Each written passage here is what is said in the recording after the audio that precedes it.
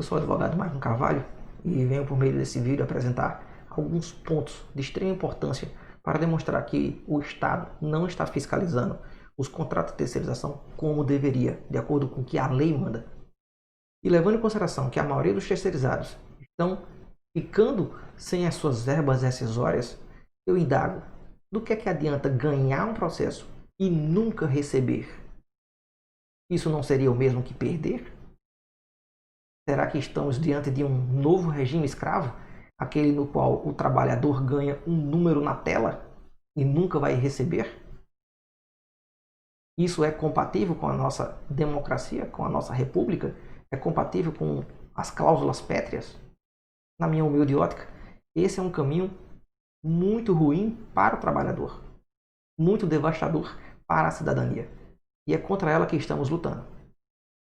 A DC 16 disse que o artigo 71 da Lei de Licitações é constitucional. Claro que é constitucional, desde que respeitado todos os demais dispositivos, desde que em consonância com o ordenamento jurídico brasileiro. A Lei de Licitações não possui apenas um artigo, que seria o 71, mas sim dezenas de outros. Dentre eles, temos os 54, 55, 58, dispositivos que deixam claro que o Estado tem que fiscalizar, tem que ser ativo, porque do contrário, ele vai estar dando aso às ilegalidades das empresas terceirizadas. No 71, parágrafo 2º, inclusive temos a informação de que o Estado será condenado de forma solidária, não é nem subsidiária, é solidária, no caso de inadimplemento de tributos, por exemplo. O 67 deixa claro que o Estado tem que ter uma comissão de acompanhamento e fiscalização do contrato. Aqui não é fiscalização de vez em quando, é uma comissão, tem que estar lá acompanhando direto.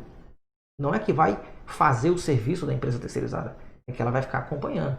Só que esse processo aqui em especial, o Estado liberou um semestre de repasses, em desconformidade com a Lei de Licitações e em desconformidade com o próprio contrato, visto que não exigiu uma única declaração de INSS e até o GTS estava inadimplente. Parágrafo 1º diz que a representante da administração anotará em um registro todos os pontos errados. Cadê essas anotações? Parágrafo 2º fala que a providência que ultrapassar os limites dessa comissão de acompanhamento e fiscalização serão comunicados à autoridade superior em tempo hábil. Cadê essa comunicação em tempo hábil? Primeira comunicação que conseguimos encontrar nesse processo, por exemplo, data de um semestre depois da primeira ilegalidade. 77 deixa claro que a inexecução parcial do contrato vai ensejar a rescisão do contrato.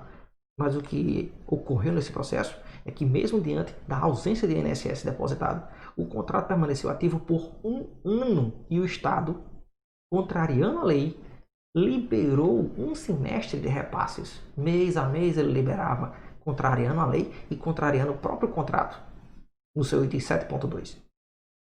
O motivo da rescisão poderá ser, inclusive, cláusula contratual. É o 7.2, que exige só acontecer pagamento de repasse se tiver uma comprovação prévia de INSS e FGTS. Mas isso, repito, não aconteceu, provando assim de forma clara e contundente que o Estado foi culpado pela sua omissão, talvez até comissiva, vez que tinha a obrigação de fiscalizar, tinha a obrigação de só liberar o repasse, mediante prévia comprovação de quitação do INSS e FGTS, mas não fez esse ato. 54 segue no mesmo toar, o 55 deixa claro que a compatibilidade com a obrigação a ele assumida, todas as condições do contrato precisam ser mantidas durante toda a execução. Então, tudo que aconteceu no momento da contratação tem que existir durante todo o resto do período. Ele não pode ficar inadimplente com o INSS no meio do contrato e continuar recebendo. Isso não pode. E não é de um trabalhador, é a empresa. Porque se a empresa está em risco de falir, o Estado não pode assumir essa culpa. E deveria a empresa ter parado de receber os repasses no momento em que parou de respeitar a lei. Ou seja, desde o início. Porque não existe nenhuma prova de pagamento do INSS. A SDI 1, em decisão recente, muito inteligente, decidiu que a obrigação de provar que fez uma fiscalização efetiva é do próprio Estado. E não poderia ser diferente. O artigo 37, caput da Constituição, fala do princípio da publicidade, da moralidade. O Estado, se tem a obrigação de fiscalizar, é claro que o Estado tem a obrigação também de trazer a prova dessas fiscalizações. É lógico. As provas que estou citando, excelências, em sua larga maioria foram extraídas dessa ACP. Estudei com cautela essa ACP e coloquei trechos dos documentos. Esse contrato de trabalho ele teve vigência de 17 de abril de 2017 até 16 de abril de 2018. E durante todo esse tempo, o trabalhador desse processo permaneceu labutando, sem pagamento de INSS. Até o segundo mês de FGTS. Até hoje não está depositado. O contrato ele tem valor inicial de 2,5 milhões, só que todo contrato com o serviço público tem que ser acrescido de 5%, que é a garantia. Então o Estado deveria ter quase 1,4 milhões, mas ele declarou que só possui menos de R$1 milhão. Cadê o restante do dinheiro? O item 7.2 do contrato, excelências, deixa claro, que eu já narrei várias vezes, o Estado só podia ter liberado qualquer centavo que fosse, mediante prévia comprovação de quitação de todas as verbas trabalhistas, INSS, FGTS, etc. Mas isso não aconteceu. E veremos mais à frente uma declaração da própria Previdência Social dizendo que o INSS não recebeu nenhum dinheiro dessa empresa. Esse aqui é o percentual que chegamos, de 62% de liberação do crédito, mesmo sem nenhuma comprovação de adimplemento contratual. No item 7.3 do próprio contrato de prestação de serviço, a empresa deveria ter tido o seu pacto rescindido no prazo máximo de 10 dias a contar do inadimplemento, mas isso nunca aconteceu, visto que o contrato caducou ao final do primeiro ano. A empresa deveria ter pelo menos sido multada, mas nós não vimos nenhum tipo de multa em canto nenhum. Para resguardar a intimidade do trabalhador, tem aqui um extrato do FGTS provando. E mesmo o extrato tendo sido tirado em junho de 2018, ou seja, depois que acabou o prazo contratual, ainda assim não existia o pagamento do mês de maio de 2017. Por que então o Estado liberou maio, junho, julho, agosto? Aqui é uma declaração, uma comunicação do próprio Estado, mostrando quando foi que tudo aconteceu. Maio de 2018, ou seja, depois que o contrato terminou. E aí ele está dizendo que fez a liberação dos repasses do início do contrato até outubro de 2018. Por que liberou se não existia nenhuma comprovação de quitação do INSS? Isso é claramente uma culpa invigilando.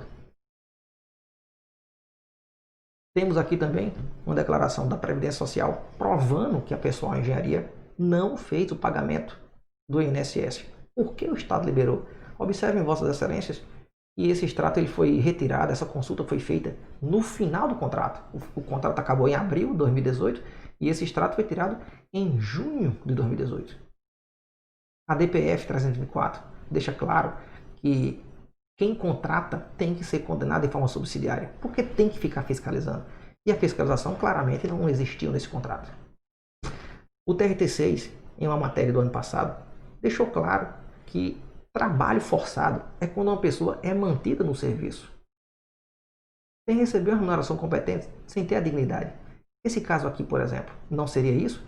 O trabalhador passou um semestre inteiro trabalhando sem receber salário, vale transporte, qualquer outro tipo de garantia. As pessoas da delegacia onde ela trabalhava chegavam a ter pena e dar pacote de bolacha porque o povo estava passando fome. Algumas decisões do TRT6 estão narrando processos nessa natureza, dizendo que o advogado falou. Não é que o advogado falou, o advogado provou. Quando o acordo está dessa forma, dificulta muito para que o TST faça a justiça. Esse aqui é um quadrozinho sinótico das inúmeras razões de recorrer, que normalmente ficam sem resposta. E peço a Vossas Excelências é que respondam essas perguntas, porque do contrário, a justiça não poderá ser feita. Muito obrigado pela atenção, Excelências.